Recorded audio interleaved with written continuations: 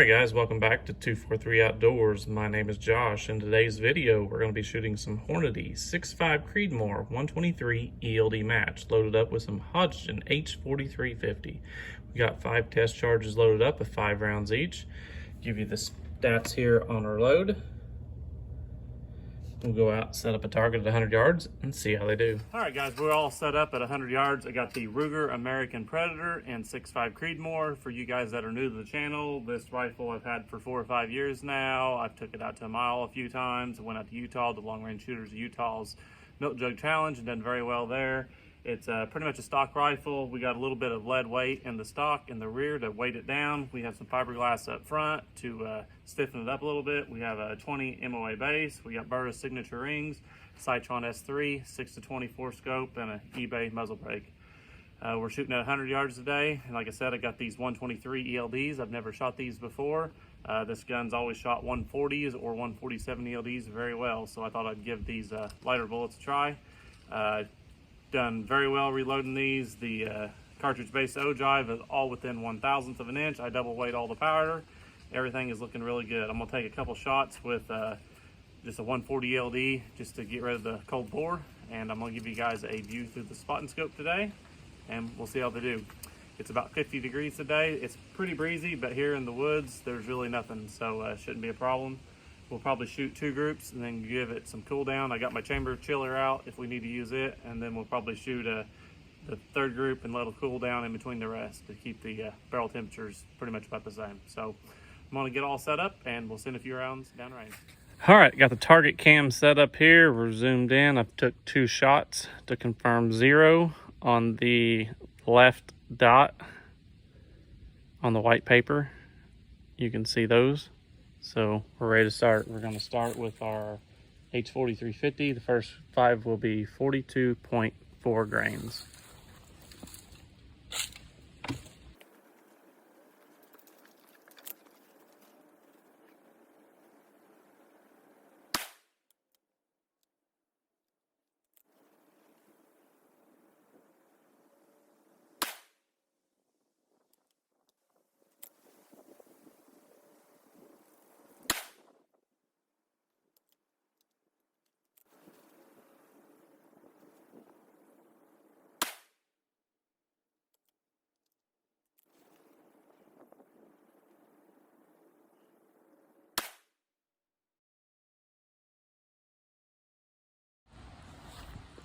Okay, pretty good start for our first group. We're going to go up to our second group of 42.8 grains.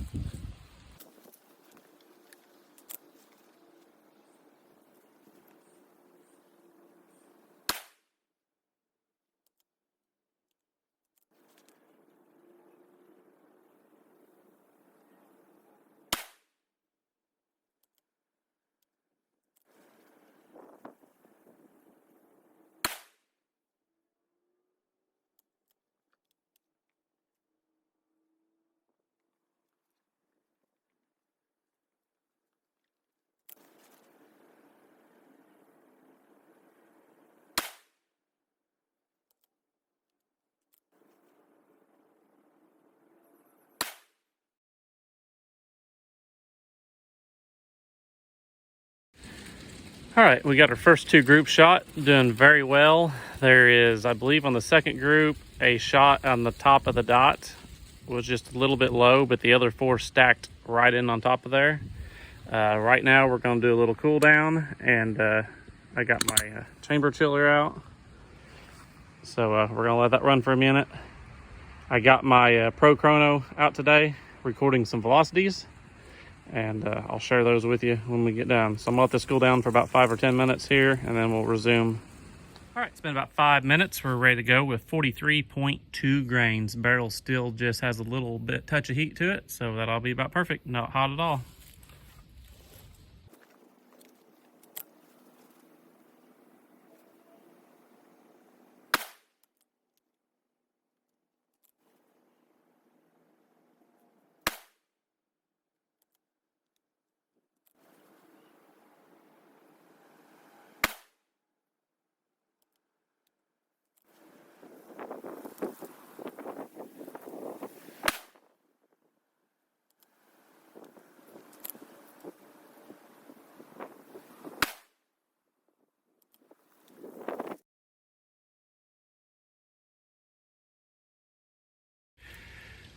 All right, gave it another brief cool down period. Had a really good group going there, and I believe that last shot just went a little bit right. Had a little bit of a flyer there. The chronograph data is a little bit all over the place. The chronograph's kind of getting where it's half in the sun and half in the out. The sun's coming up to my backside, and it's coming over the deck. So I've moved it a little bit closer, but the numbers are kind of crazy, so don't think we can really go by them today. But we're gonna do this next charge. Where are we at? 43.6 grains.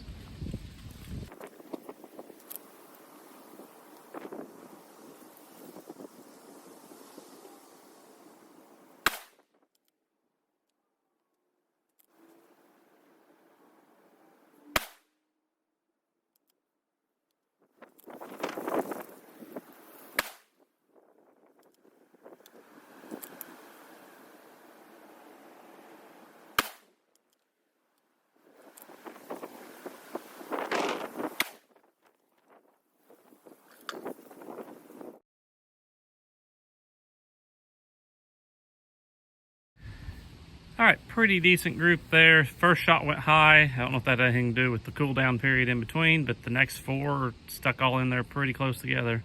So I got the chamber chiller back in it. We'll let it cool down just for a minute or two here, and then we'll shoot our last group of 44 grains. Going off the Hornady manual, I believe the max charge for it is 43.9 grains, so I just rounded up to 44. We've also extended our overall length out to 2.750, just a little bit more, so I don't have to worry about pressure there. Everything's looking good. Velocities are all over the place right now because the chronograph is kind of in and out of the sun. So the last 5 shots, I just got one reading. So it's getting a little bit closer to noontime, so the sun's getting high in the sky. So we're gonna let this cool down just for a minute or two, and we'll shoot our last 5.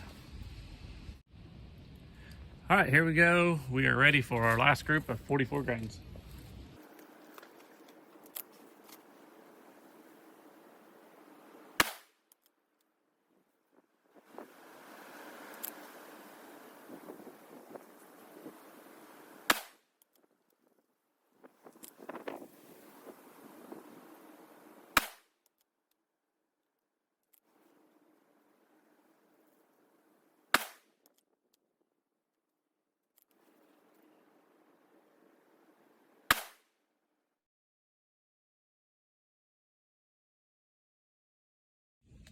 All right, before we run down range, I'll give you a picture of the brass.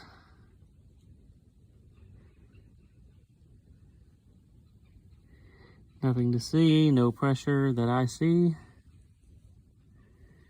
Edges are still nice and round.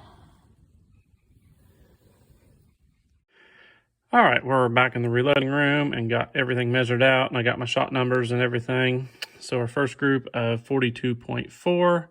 Our velocities were kind of all over the place. I just wrote down the average. We won't worry about the standard deviations, the extreme spreads, but showing 2,701 feet a second, 5-shot group of 0.903. So that's a pretty good start. Jump on down to 42.8, and everything was really good. That 4-shot went a little bit low. Our 4-shot group was 0.705, and our 5-shot group was 1.014. This is probably our best group. This is probably what I want to explore with this round. Our velocity come in at 2736 average. 4-shot group there was 0.570, and the 5th shot just went a little bit right for a 1.237. So showing some potential there. Groups really started opening up after this point. After the cool down period, the first shot went high. 4-shot group minus it's 0.982, and the 5-shot group was 1.826. And then our last group, our first two kind of went here in the center, kind of a point of impact change, and then the next 3 went up there. 1.308 for the 5-shot, and the velocity I came up with 2812. I believe this one here just had one reading. One of them just had 4, but like I said, the sun was just kind of all over the place on them. One thing I will note is this Lee seating die. The seating stem inside is sometimes a little bit rough on the red tip of these bullets, and I almost wonder if that sometimes is a cause of the flyers, because it's showing pretty good potential. Everything was measured and weighed out just exactly perfect, I think. So we might explore a little bit here. The rifle with 140 ELDs typically like 50 thousandths jump off the lands. These bullets are about 100 thousandths shorter than the 140 ELD. And if you measure the bullet base, the ogive on the two of them, these are running about 125 thousandths off the lands. So another option I have is probably try to stretch these bullets out just a little bit longer. I can't do it as long as the 140s because they're a shorter bullet. But, you know, we're at 2.750. We might be able to get another 50 thousandths and do a 2.800. So that might be an option to explore at 43.2. So that's where I'm gonna leave it at today. Thought this might be some information or some useful information for you guys loading 123s. I think Jamie might be exploring this. Some other powders we might try is Varget or Reloader 15. I've been watching several videos on YouTube of this bullet being loaded, and people really don't have the best luck with H4350. They say the Varget or the Reloader 15 is a little more in the burn range for this round. So we have both of those. We also have the Shooter's World equivalent of Varget, so plenty of options to try. So that's where we're going to leave it today. Thanks for watching. We'll catch you later.